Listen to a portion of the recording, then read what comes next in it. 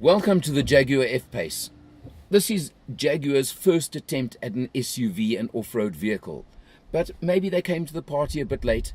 But not only my opinion, if you get world opinion, you'll see and hear that they've pretty well done a very, very good job of it by maybe delaying and coming to the party later on, because maybe their first attempt, but it's certainly a great attempt. You can see it's a pretty big vehicle, and it's certainly got a lot of presence on the road. The particular model we are testing and driving is the 2-litre all-wheel drive R Sport. Long name, I agree, but what it's telling you is it's got that 2-litre diesel engine, puts out 132 kilowatts, and a very big 430 newton meters of torque out of the 2-litre diesel engine. And the R Sport is a body kit, and it just gives that extra mean and aggressive look to the body as well. You'll see as you go around the car, it's got the running boards that actually automatically deploy and retract when you lock or unlock the car. Just an amazing extra little feature that it does have. You go around to a very large boot, 430-litre boot with all 5 seats in place. Drop the rear seats and you go to a massive 1,300 plus litres of space in the boot area of this car. But obviously then only a 2-seater. But it's a car with a lot of presence. All-wheel drive, yes, I wouldn't say it's an off-road car, but I certainly would say it does have the safety, security, and stability of the all-wheel drive, which makes a very, very big difference. There are other models available with the 3-litre petrol and diesel engines as well, but I've got to tell you that this 2-litre diesel is so adequate, I kind of wonder a little bit whether one needs to go up to a much larger engine than that. We're going to take a look at what it's like on the inside of the F-Pace.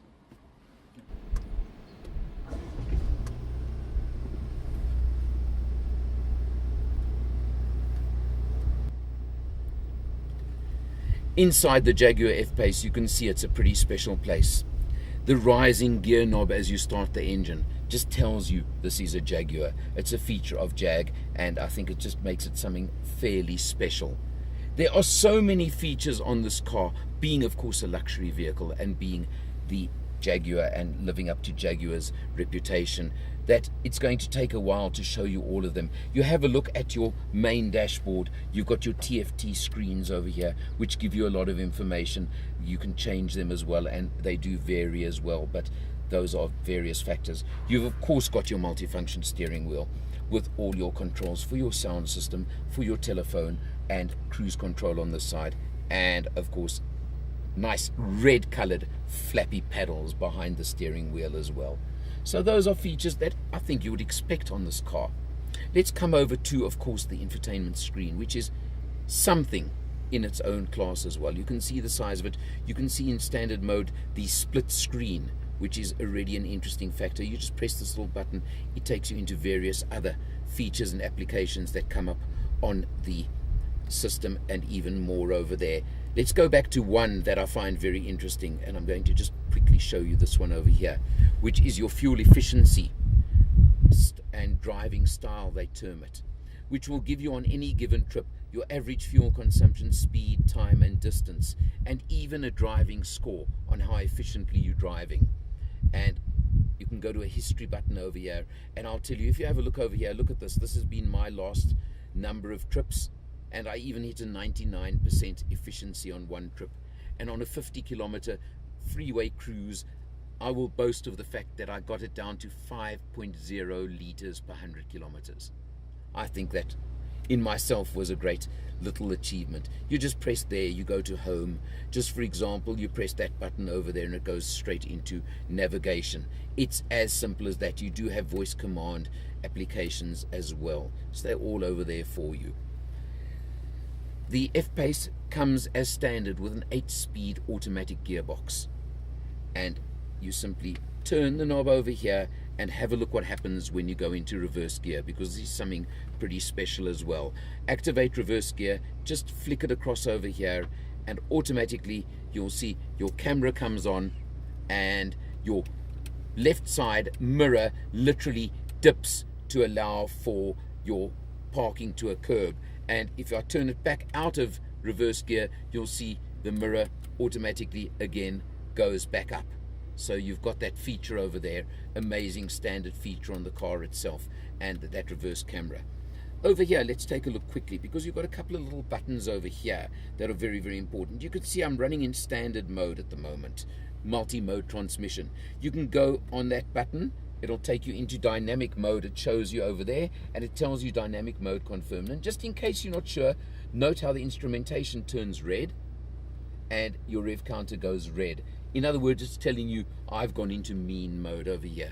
What that does is it will change your transmission settings, it'll hold your gear ratios longer, and it'll just generally give you a lot more oomph if you really want. Going back over here, you can scroll through standard mode, or you can even go into eco mode. You can see then it goes nice and blue for you. It'll again hold gear ratios a bit longer. It'll reduce your power and your response a little bit, but not to a drastic amount. And I'll be honest with you, my personal opinion, leave it in standard mode or sport mode. Eco kind of, I think, takes the edge off a car like this. So, but it is a choice you want. And then of course you can also go into your ADSR mode, which is your all-wheel drive mode, and that is for rock, sand, snow, something like that. So again, that is more in conjunction with the all-wheel drive system that this car has as standard, and it's a full-time all-wheel drive system. What I love about it is the fact that it is simply all done at the press of a little button. You can of course switch out your hooligan button, as I call it, turn out your dynamic skid control, your DSC system, again at the press of a button, as easy as that. Maybe you want to do it, maybe you don't, up to you. The F-Pace also does have a stop-start function on the transmission. If you come to a halt at a robot or a stop street, you can switch it out if you require. Something you've got to decide for yourself. And then finally, electronic parking brake, which again has become the norm. And what I do enjoy about this car in particular is you put the car into park, it engages the electronic parking brake automatically. Put it into reverse or drive, and it disengages automatically. Makes life very, very easy. Another feature that I really enjoy on this car is you can see the nice panoramic roof, which can open the front section, but also just has the blind, which at the press of a button can come out and slides back across. So you have that feature. Always nice for me. And then the last feature that this particular car has, which is not necessarily standard, is the retractable running boards, which we'll show you just now, that come out when you turn off the car and park or want to use them, and then pull back in when you drive away. Brilliant system, brilliant feature. Overall, you can see, talk about a luxury car, well, the F-Pace certainly is a luxury family SUV. Going to have a look in the back seat in a moment and see what it's like to be a passenger in the back of this car. Coming into the back seat of the Jaguar F-Pace, you can see this is almost chauffeur style luxury and space. The driver's seat is set for myself, and I can really, really stretch out in this car and be very, very comfortable. Headroom in abundance, even with the sunroof, which sometimes impinges in it, so that's not an issue at all over here as well. Just overall, a luxury family vehicle. I think maybe that's the way to term it. If you want one or two points that I have found with the car and living with it for a week now, and there's one in particular I want to mention, the 8-speed gearbox. The shifts are extremely, extremely smooth. But if you're cruising on the freeway at between 100 and 120, I did find it tends to hunt between gears. Perhaps 8 gears, that's the point with an 8-speed, is it's not quite sure which gear it wants to be in certain of the time. So you do have a little bit of a hunting going on between the gearbox. I'm being very picky, but I've got to find something to comment on a car like this. And that is the one thing that did stand out to me, and it did make a little bit of an impact on me. What I haven't mentioned up to now, of course, is price. The list price of the F-Pace 2-litre diesel all-wheel drive R Sport, 888,000 Rand. That's the standard list price for it. Of course, the retractable running boards are extra, and you can option a car like this with more extras if you want, and the price will go up. But that is your base price. Jaguar, the exclusivity, in my opinion, is worth some extra money.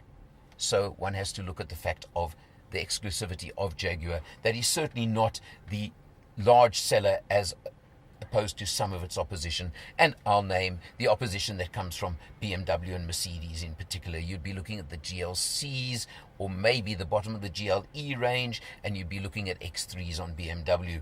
Not quite X5, I'd say this is a little bit smaller. And you'd be looking at the Lexus RX, for example. Those would all be very direct competitors to this vehicle.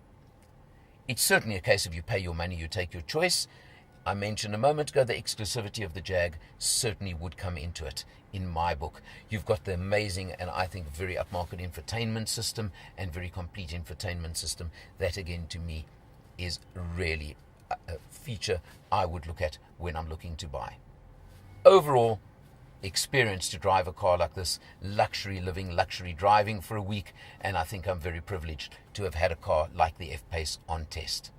For Motor Matters, I'm Alan R, and I'll see you next time.